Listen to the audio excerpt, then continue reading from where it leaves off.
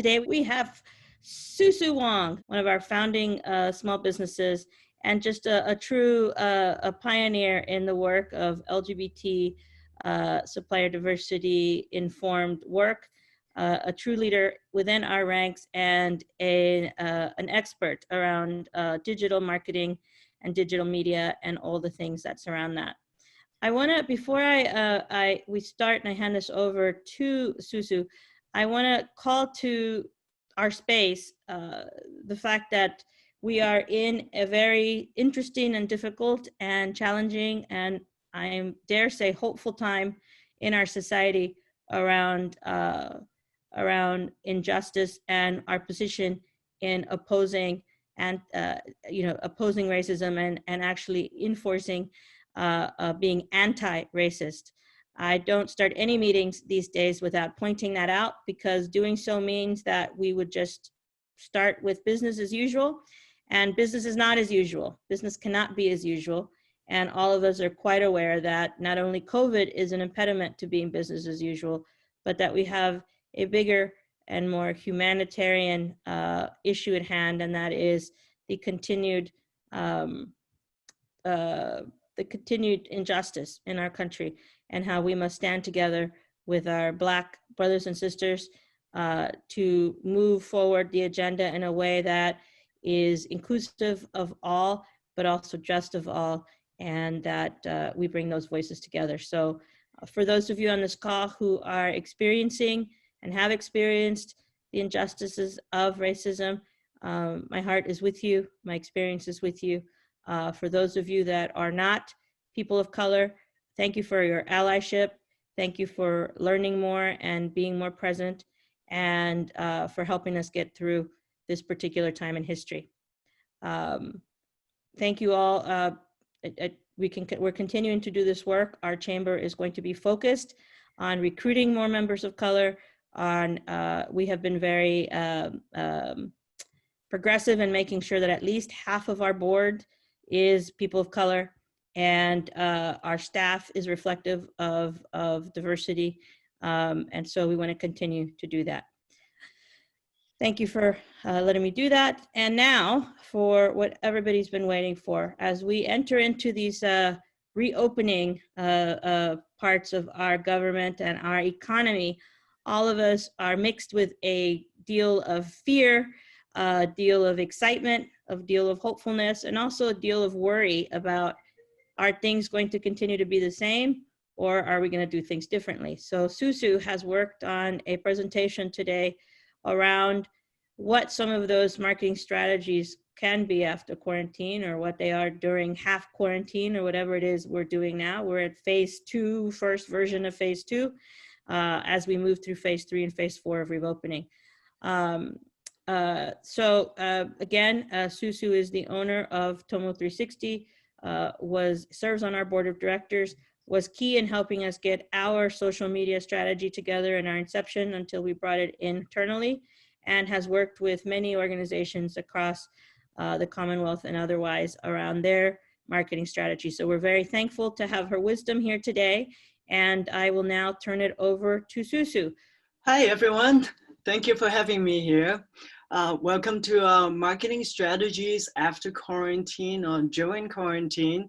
We're very excited to have you here and to learn and discover ways for us to work together as business owners and nonprofit organizations on how to conduct your business and marketing strategies when we open up, which is right now. So I'm just I'm the owner of Tomo 360, just a little background. We are a marketing agency based in Lowell, Mass. And we have worked with businesses of all sizes and nonprofit organizations with their online marketing strategies and implementations. I'm happy to be here. I know that this is Pride Week, and this coming weekend is Pride, and unfortunately we won't have it because of all the things that are happening. But I do have my flag behind me to celebrate. I'm going to go over some of the marketing strategies and how we can pivot. We'll talk about website, SEO, social media, and some examples of companies that have pivoted since COVID-19. And if you can, it would be great if you push out hashtag marketing after COVID and give a shout out about our webinar and also the chamber during or after the webinar. So navigating the new normal requires really switching gears and pivoting your business and also your marketing. We have to keep calm and make sure that we practice physical distancing and healthy habits. And those things have to be reflected on your social media and your digital marketing strategies so that companies and your customers will feel safe working with you. So the first thing we want to think about is looking at your business. Obviously with COVID-19, it completely changed how we do business. You know, our budget, what we set out for and what our revenue is are completely different. So we have to prioritize, you know, what's important for your business at this time. And based on the budget that you have, that you may need to change up things, or you definitely need to change up things and pivot to markets that may have a better result. You have to be flexible and willing to pivot. Looking at your website now is really the door to your storefront. So if you didn't have your website as complete or up to snuff before, now you really do. And you have to look at people coming to your site. Are you generating website traffic? And how do you generate leads? How do people come to your site? Do you have referrals? So these are some of the questions that you have to ask yourself and looking at your website, and we'll go over that in the slide deck later. Search engine optimization. This is really how you show up on Google. And you know that if you're not on the first page of Google, people rarely go to the second or even the third page. So you need to take a critical look at your website, whether they're broken links. Are there things on your website that could increase your search engine that will improve your ranking? And then looking at the analytics, are there looking at analytics about where people are coming from and how much traffic you get. This SEO site checkup.com is a good site to look at your website and how you're ranked in the search engine. Then you also need to take a look at your social media. Really, this is your customer service. It is 24/7. People are going to come in and ask questions. So you have to be prepared about how you answer the questions and answer them promptly. And what kind of content is doing well on your social media and how you can improve your engagement. Assess your customers. This is an interesting company, Wash B&B. It was a company that helps Airbnb owners with their laundry service. And during COVID, as you know, nobody is going to Airbnb. So they switched up to find another social media account called Wash Hero. And they were helping the elderly to do laundry, and they offer contactless laundry service to help them. So that's like, you know, really the changing demographics and the conditions propel them to move to another business model. So let's talk about some fresh start strategies. Communication is key because we don't have a storefront, we don't have an office space anymore. We're working from home, we're sitting in front of a computer, and we're doing a lot of webinars. So it's important to keep the communication, the line of communication open. And this is one way to keep us, you know, in front of our customers. So, you know, going to your website, so giving the first impression, you want to focus on the quality of your content. You want to make sure that your operations is tied in with your website or your e-commerce. So let's say if you're selling online because you can't really sell from your storefront, then you need to make sure that your operations is tie in with your back end of your, you know, if you need to ship UPS and things of that nature. So just an example, I was going to get some products, and you know, I ordered a week ago and I still haven't seen it. It was Lancome, and so I'm kind of expecting that I'll get it in 2 days, but I still haven't got the product yet. So with a company that big, right, you would think that they would need to streamline their process. So some of the process will be like your CRM system, your calendars, and then tying it into your shipping vendor. So you also need to pivot your messaging on your social media, right? You know, you can talk about how your business is handling COVID-19, how people can work with you, how can they come to you know, your website, and what kind of messaging you want to tell your customers, and making sure that health and safety is a priority in mind for your customers. And you also need to look at what your competition is doing.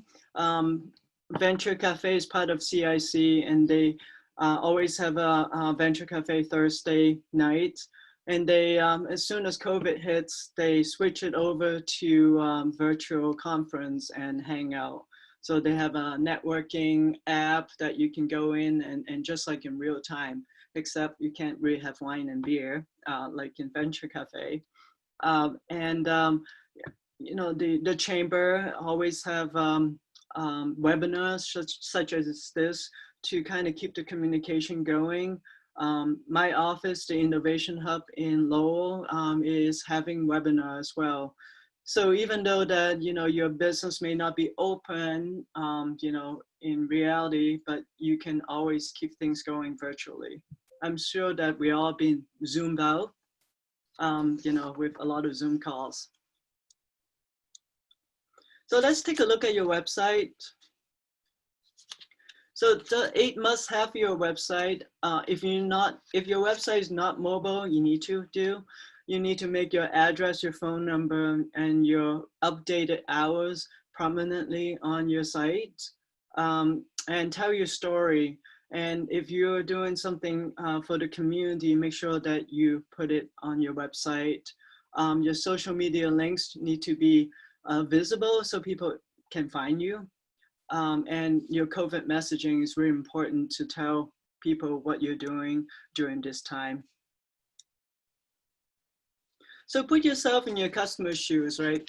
How, you know, when they come in, you want to have easy navigation to let them know how to find the important pages. For example, if you sell on the web, you want to have call to actions on your site so then they can find you easily, find those content easily. Change of hours, it's so important. I was trying to order a catering order, and I didn't know they were closed on Monday, but on the website they didn't really say it. So then I called them on Monday and they're like, well, they're closed. So those are the things that you want to communicate that you know, clearly on your site.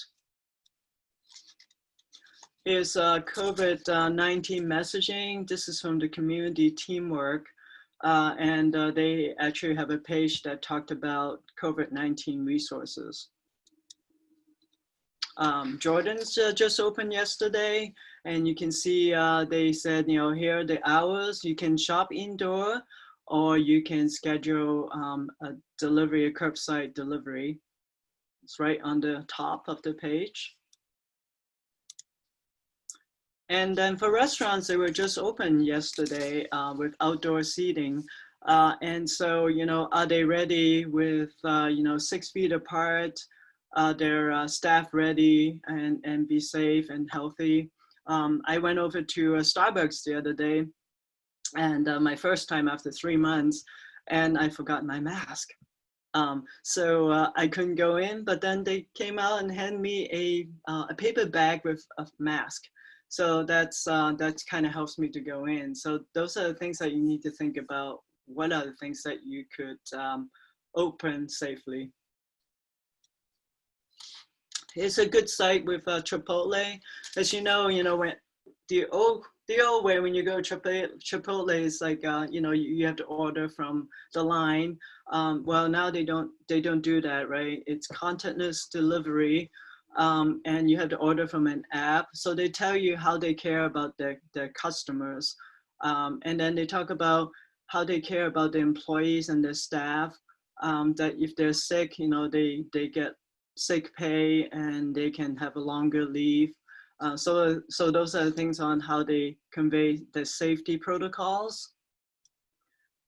And then in operations, they tell you how they sanitize the area and how they make you feel comfortable. So these are the type of messages that you need to have on your website.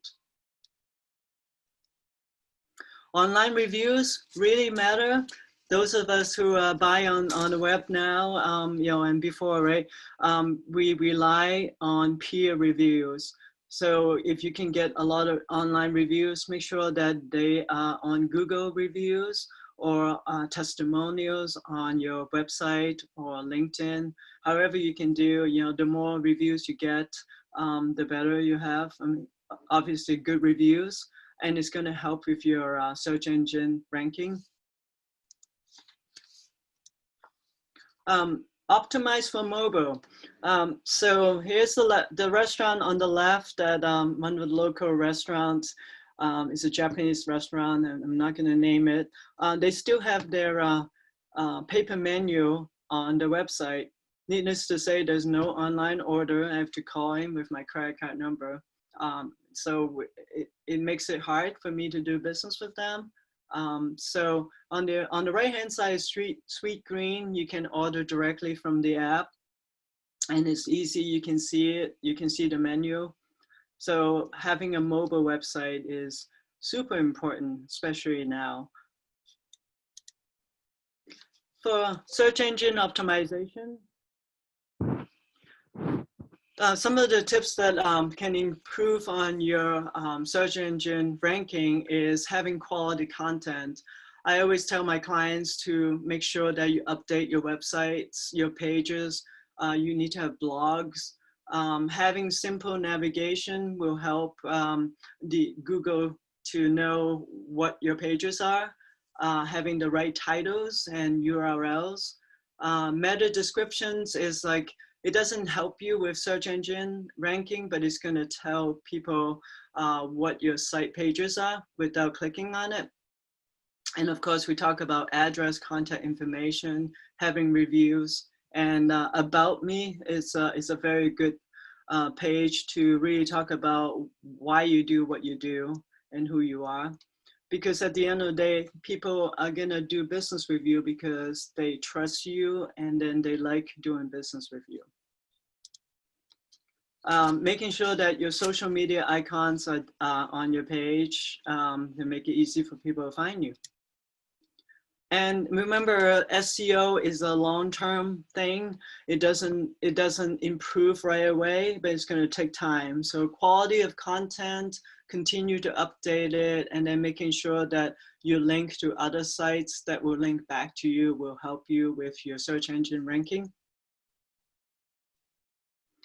Another thing is Google My Business. It is a free tool that you can put in with Google if you have a Google account, and it's gonna let people find you when they search, and they're gonna show you the maps. You can put your website, your Google reviews in there. I'm sure a lot of you know that, right?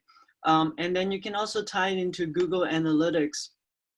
And then it will show you how people are viewing your site, from like the most popular pages to what are some of the demographics of the visitors. And it's going to help you to improve your search engine ranking.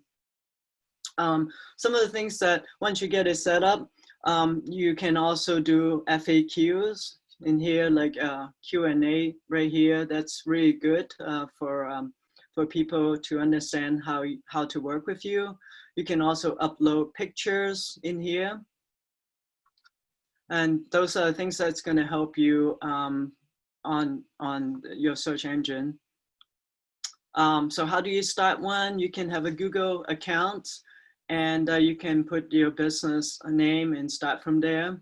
For those of you that don't have an address, like a business address, you can actually hide your address, and so people, you can still be on Google. Social media. So you want to set up some goals on your social media. On a monthly basis, you want to think about how many likes and comments and clicks that you're getting.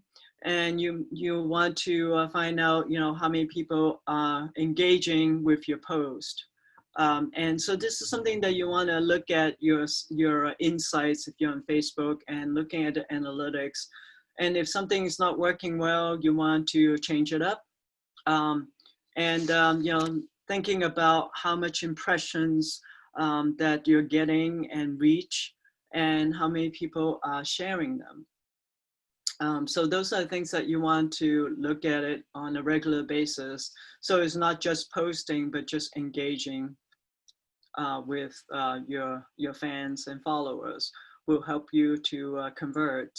And also looking at whether your social media is driving people to your website. So those are things that you want to look at. Putting the hashtags in will help you to get more reach. So there are organic and paid social campaigns, right? So organic is how you post and the type of post that you do that you can engage with your community.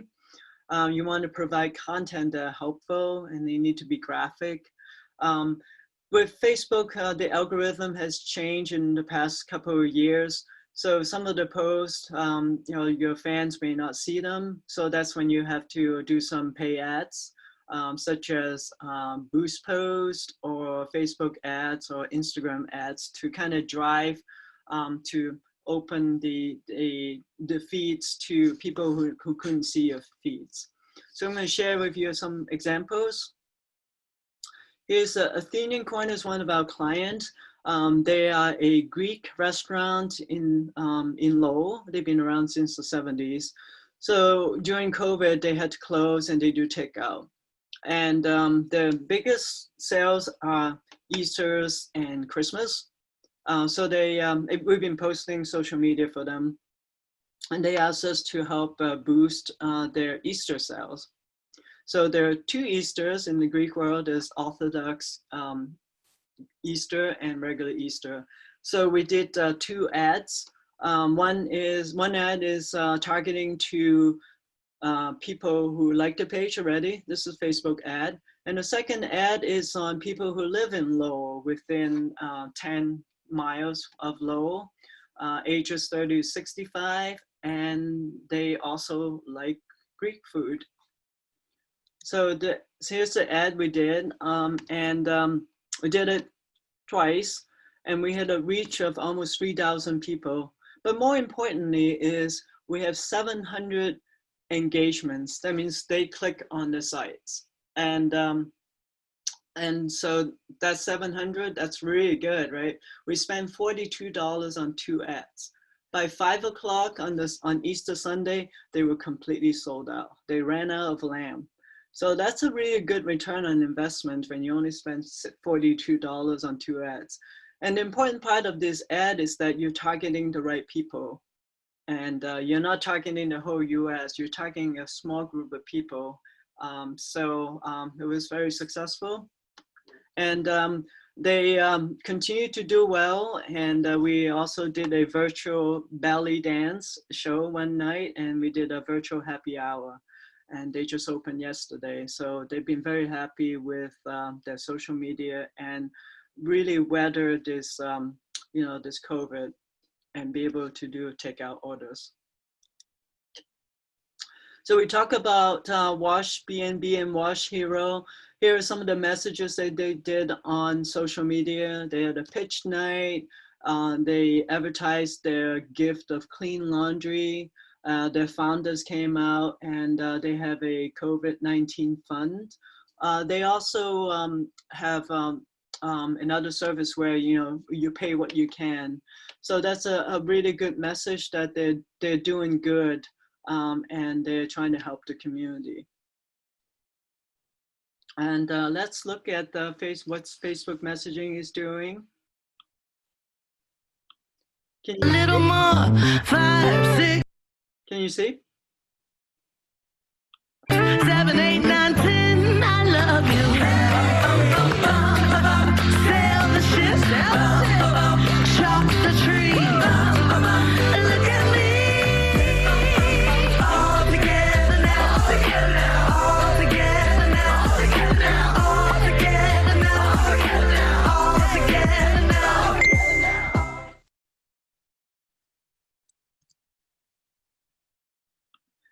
So I thought this was a really good new normal kind of ad, right? We're all together, but we're all in our little rooms and in front of Facebook Messenger. So this is a really good way to pivot into using Facebook Messenger.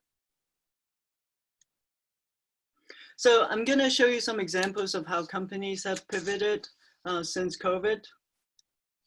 So New Balance has manufactured their mask in Lawrence. So you've seen a lot of manufacturers who are doing different things and now focusing on making PPE. This is Lovepop. For those of you that don't know who Lovepop is, they make 3D pop-up greeting cards. And they have a very good 3D technology. So they use that to make gowns and face shields. So that was pretty interesting. And they're local, they're based in Somerville. And here's one of our chamber member, Vaughn Rojer. And Juan I'm sure a lot of you know him. He's been selling coffee to farmers markets and grocery stores. So when COVID hit, he had to pivot to sell directly to consumers.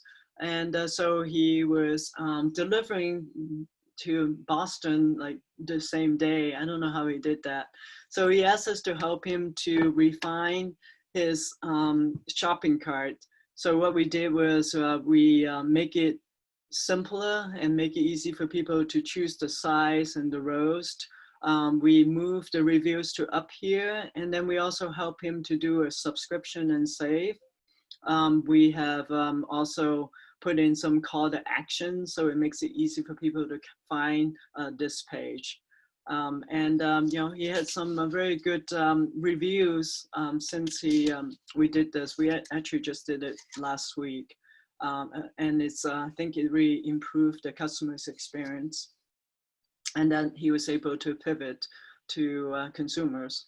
And I can't wait to try out the cold brew soon. Here's a client of ours, Megan's House. So every year they would do a golf tournament, and we're now helping him to do a virtual golf. So you can go out, register, you do a round of golf, or you can just hit balls in your backyard, and you send in your pictures on Facebook, and you get to win a prize. And it's just another way that their supporters can help them to raise money, even though that we can't be out there because of COVID. And they were also able to get a bunch of sponsors. So that's all good. Mill City Grows is an urban farm, and every year they have farm to cocktail, and they change it up to farm to community. So it's happening right now. They have a silent auction, and then tomorrow they're going to go live, on Zoom. And there's one way to get supporters to sponsor their events and still continue to support them. Here's a personal trainer from New York. His name is Mark Solem. Because he couldn't do one-on-one training, so he decided to take a Google Hangout tutorial, bought an adjustable cell phone holder, upgraded to a new phone, and set up Venmo so then he can continue with one-on-one training. And so 20 of his clients continue to train virtually with him. And he even get customers from out of state. So, so he's able to broaden his reach outside of his, his area. So that's all good. His crew John, this is a local kickboxing gym that I usually go to. So I go and train with him once a week. So he's able to continue to have his clients to stay with him, even though we can't go to class with him, but we do it virtually. Well, drive-in is back. So this is a drive-in in Derry. It's called Tupelo Music Hall. So they do 5 to 6 weekly shows over the summer, and that people can drive in. And they designed a new brand called Tupelo Drive-In Experience. And they have a stage backup, as you can see. They sell t-shirts, they have new pages, new logos, and they're coming back alive. And they're also hiring people, so it's all good. Milkman is coming back. So this is Warren Shaw, sorry. He's the owner of Shaw Farm in Dracut, just down the street from here. And his capacity have tripled since he started delivering in the Merrimack Valley. He grew from 300 customers to 3 times to 1,500 customers. This is the consumers are saying that I have to try this, and this is perfect time when people don't want to get out of the house. So it's all a matter of like building relationship and helping their customers while during COVID. It's a law firm, Foley Hoek. They've been sending us email alerts about what's happening with the PPP and the CARES Act, and keep us informed and helping us to figure out what's going on. Same thing with the chamber. It's been so helpful in getting us information for business owners to figure out what we need to do during this challenging time.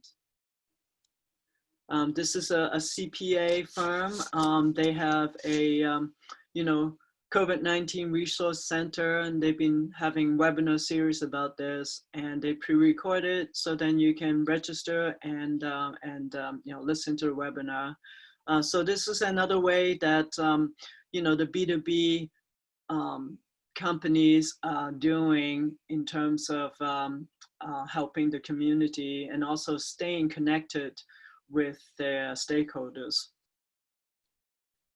And then of course we have Melissa Everidge doing Facebook Live, and along with other other singers. So what I'm saying is that we all need to pivot and figure out how people are interacting with businesses.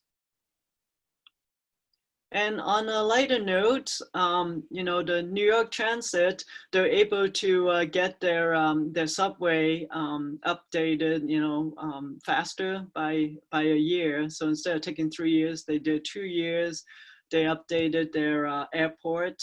The pollution level has gone a lot lower. This is New Delhi in India. Pollution has gone down by 60%. So I know that this is the new normal, and But things will get better. This is challenging times, and we have to pivot, and our online marketing strategies have to align with what's the changing markets and the customers' needs. And we need to think about ways to really creatively to connect with our customers. And also, you want to do good during this time. I remember talking to a sales vendor a couple of weeks ago, and they said that, well, this may not be the time to sell. This is the time to kind of prepare yourself. So then when the market opens up, which is opening up soon, that you are ready and you have all your ducks in gear to start selling again. Let's see. So we, to help with our community of our chamber, we're offering free COVID readiness assessments. If you're interested, we can take a look at your website or your social media and give you some tips. And that's all I have. Questions? Thank you, Susu, for that. That's very helpful. And I think, thank you for sharing all of those different examples, because I think we're all in that place of shifting. And also thank you for offering to do a free assessment for all our members. It's very valuable. I know when you did our assessment, it really did bring to light some of the things we weren't doing well and needed to do better. So, and it enabled us to put together a plan that you certainly helped us transition into. And then with that, we were able to build some inside talent and a strategy to do. So thank you for that. I want to take some questions now from the group. Hi, everybody. This is Michael with the Chamber. In case this is your first time joining a Zoom webinar, just so you know, there is a Q&A function at the bottom of your screen, where you can just type in a question and then all of the panelists will see it. I will be reading them out, and then we'll be marking the ones that are answered. So if you have any questions, feel free to drop them there. We already do have a number of questions lined up already, so I'm just going to start with the first one now, which is for Susu. One attendee is asking what SEO stands for. Yes, I always have that question, and I should have explained it. It's search engine optimization. It's a way to enable your website to have the technical elements and also the quality and quantity of your content to allow Google to come in and be able to tell what your website is all about. So there's the behind the scene, and then the front of the house, which is your content and your navigation. It is often very hard to increase your SEO, your search engine ranking, because it's very complicated, and you have to do a lot of content and a lot of things to make it pop. So some of the things that could help, it will be having good social media presence, having a lot of quality content on your website, and the ability to link outside and link back to your site. Does that make sense? Mm-hmm. Yes, all right, thank you. Our next question is, do you have tips for how to create a good hashtag? Well, first of all, you want to find out what the trending hashtags are. If you're on Twitter, you can see what's trending. And also there are sites that will help you to kind of come up with hashtags. You don't want to be something so unique that nobody really knows, right? You want to kind of follow what's trending and then be creative about it. So, every day there's always some day, right? There's like Taco Tuesday or Throwback Thursday. Those are some of the hashtags that you want to kind of put in there as, the trend of the day, but then you want to create some for yourself. It's also good to have a branded hashtag of your company. So those are, ways to do that. Cool. Our next question is, are there certain social media platforms that work better for small businesses than others? It really depends on the demographics of your customers. In general, Instagram tend to be more consumer oriented and younger, although that's changing. Facebook is like over 2 billion people, right? And the demographics tend to be a little older. We have a lot of success with Facebook. And just because of the sheer size, Facebook is always a given, I would think. And because you have Facebook, you would want to have Instagram, and they tie together so then you can post, together as well. Snapchat is for a younger generation, and YouTube is really good if you have if you are in media and if you have a lot of videos. And LinkedIn is definitely for B2B. And I think everyone should be on LinkedIn as well, just because, it's like your online resume. So I would say that if you do a lot of B2B, you want to really broaden your LinkedIn and Twitter, profile. If you do a lot of consumer type of post, consumer type of customers, then you want to be heavy on Instagram and Facebook. Okay. All right. Thank you. We have one question left in the queue right now. So if you have any other questions, please submit them now so that we can roll right into it after this one. But the question we have is it better for businesses to focus/fund a single campaign or spread advertising efforts across various avenues? Well, it depends on how much budget you have. So I would, with our client, we focus on Facebook because that's where all the followers are. So it depends on how popular your platform is and how much budget you have. What I would suggest is to do a series of campaigns over your platforms and see what the reach is. And I would also mix up your campaigns, like do some A/B testing, meaning that you have two different types of campaigns and see which one works better. I think that whichever platform gives you the most bang for your buck will be the platform to use. You could also do Instagram and Facebook ads at the same time. Maybe you vary, the messaging. And then over time, you can tell what works and which platform works better for you. All right, cool. And that is the end of the questions we have had submitted from the attendees. Great. So I want to thank everyone for joining today. Here is Susu's information. Take a screenshot of it or call us or email us or whatever, and we'll get you her info.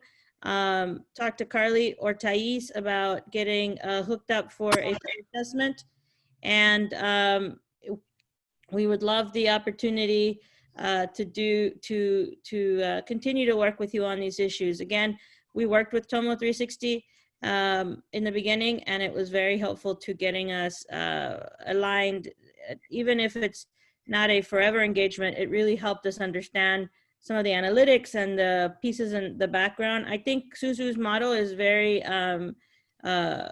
progressive in that she would love to keep you as a client forever, but really her mission is to keep you growing in your social media opportunity and in your social media strategy. So we're so very thankful. Susu has given a lot to our chamber: time, effort, resources.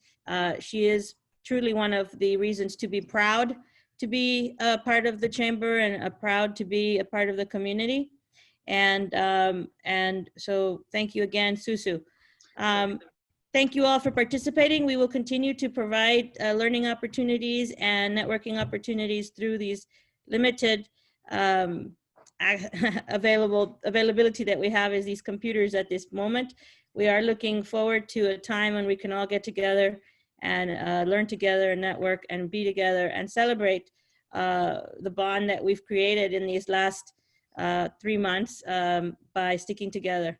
So thank you all very much. Have a fantastic weekend, and do not hesitate to reach out to the chamber for whatever it is that we can do to be helpful to you. Be well, be strong, take care.